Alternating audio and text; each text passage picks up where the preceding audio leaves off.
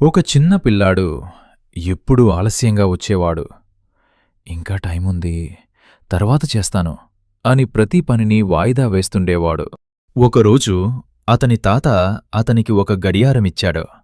ఇది సాధారణ గడియారం కాదు, ఇది నీ జీవితం చూపిస్తుంది అని అన్నాడు. పిల్లాడు ఆశ్చర్యపోయాడు. ఆ గడియారాన్ని గమనించసాగాడు. సెకండు గడుస్తున్నాయి. Tick tick tick. కాని ఆ సమయం తిరిగి రావటం లేదు. పిల్లాడు లోలోపల ఆలోచించాడు. ఈ సమయం తిరిగిరాదు, నేను వృధా చేస్తున్నాను.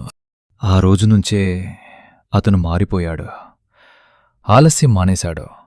సమయానికి పనులు చేయడం ప్రారంభించాడు.